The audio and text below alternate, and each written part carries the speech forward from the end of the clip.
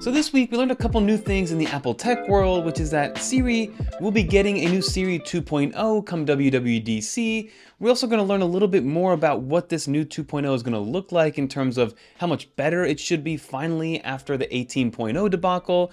And then ultimately, when it comes to Apple's release schedule of iPhones, they're supposed to be shaking some things up with some new products coming much sooner than even I anticipated. Let's talk about it. So I don't want to keep bashing on Siri and the rollout that Apple had of Apple Intelligence, because we did get some stuff that actually is relatively beneficial, like visual intelligence, the image playgrounds, which has always been fun to kind of share with family and friends.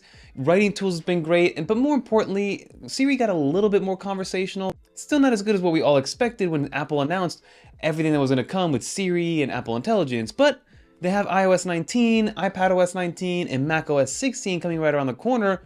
And that's where we're going to get the new Siri 2.0. So visually, it'll look the same as iOS 18, so it did get the facelift compared to previous years of iOS, but we should be getting all those promises that Apple gave us, which should be much better contextual awareness, on-screen awareness, cross-app applications in terms of interactions across those applications, and much more when it comes to just being overall smarter and just more helpful at the end of the day. So the reason we do know this is that Siri is shaping up to be powered by much larger language models compared to what Apple has in-house.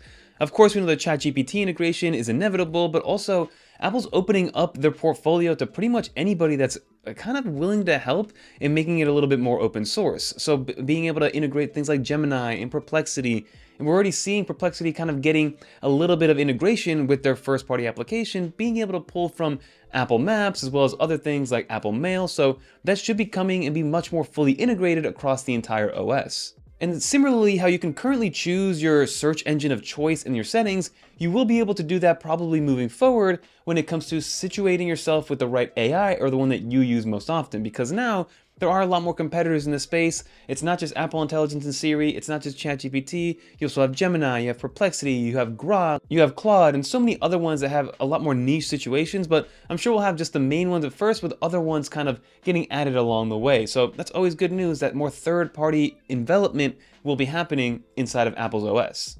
And then next up is that iOS 19 should be getting 3 big changes that are really going to change the way that you view and use your phone overall, and it's going to make it feel like it's a new device even if you don't buy the latest and greatest iPhone 17. First is the overhaul of the OS, which we've spoken about in the past. It should be a lot more glass-like, it should be a lot more Vision OS-like, it should be more transparent, everything should be almost kind of 3D feeling at the end of the day with spatial video and spatial pictures.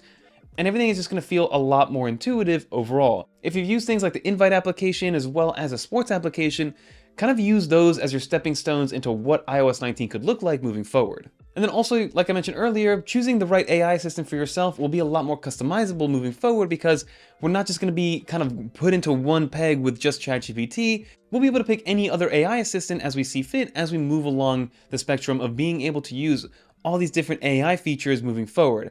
I, for one, am a big ChatGPT user, so the integration, as long as it's a good integration, that's what I'm going to stick with. That's the only one that I pay for. And I use ChatGPT for pretty much everything. And it has replaced Google as a search engine. It has replaced a lot of things. It's replaced Siri on my phone. I have it mapped to my action button. So bringing ChatGPT and just letting it kind of dip into applications and be able to do stuff for me, I think is the next big step. And then finally, Stage Manager coming to the iPhone. That is going to be something that could be insanely crazy. Now, I think this is going to be reserved for the 17 Pro and Pro Max if it does happen at all. But yeah, imagine being able to just plug in a USB-C cable to your iPhone, plugging that into an external monitor, and then you have this Stage Manager-like experience, which is similar to what Dex is like and what Dex has had. And you can use your phone as your trackpad or your mouse. You can get an external keyboard, and you pretty much have this kind of Chrome OS web machine that you can use to answer emails, go on Slack, and just be able to get more stuff done, because you're not limited to the small display on your iPhone. You now have a 24, 27, 32-inch, 49-inch display that you can use with Stage Manager. So the next thing I do want to briefly bring up is what to expect from WWDC in 2025, because we're pretty much a month away from that happening, which is absolutely insane.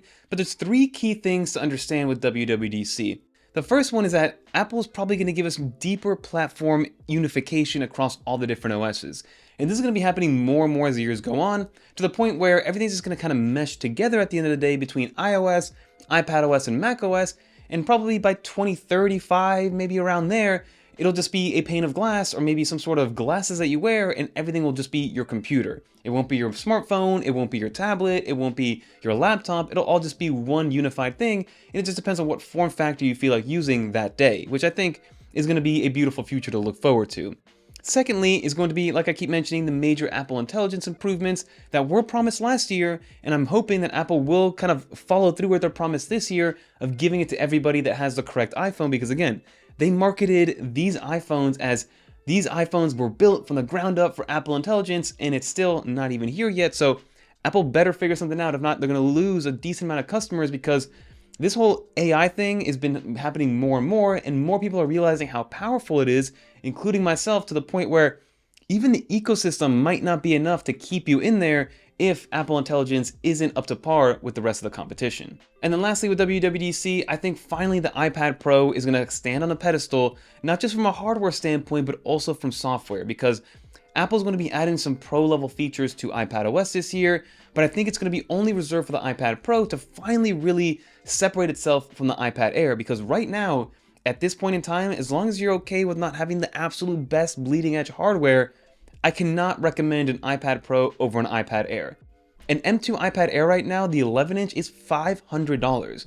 The amount of power, usability, longevity, versatility that you're going to get for $500 out of that iPad, as long as you're okay with having a 60Hz display and Touch ID over Face ID and things like that, it's just kind of unmatched. I cannot recommend somebody go out and spend $1,000 on an M4 iPad Pro, the 11-inch model, or $1,300 on the 13-inch one, unless you really want the thinness and the bleeding edge form factor and things like that, because from a software standpoint, there is zero difference whatsoever, and that is a shame right now. So hopefully they do bring some power level kind of usability and features to the iPad Pros to really give people a reason to go towards the iPad Pro versus an iPad Air, and that's going to be a big one.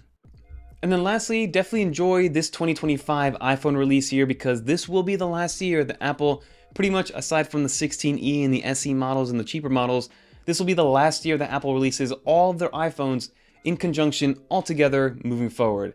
Moving forward, Apple will be stagnating and staggering the release schedules of their iPhones. I believe they might have their regular iPhone 17 or iPhone 18 lineup at that time to release at a different time. Apple will be releasing an iPhone Fold at some point, which will have its own release schedule similar to Samsung and how they have their staggered release. And then also the iPhone Air and the iPhone E lineup. Those will all just have staggered releases moving forward, where I think we can have 2, 3, or 4 different iPhone releases throughout the year, which for me, that's awesome because I get to cover a bunch of different things and not just wait for one day out of the year to cover it. But it will get a little bit confusing for consumers as to which one is the best one, which one's the latest and greatest, especially for the casual person just walking into a carrier store. It'll be harder to be fully aware and fully educated on which one is going to be the best one.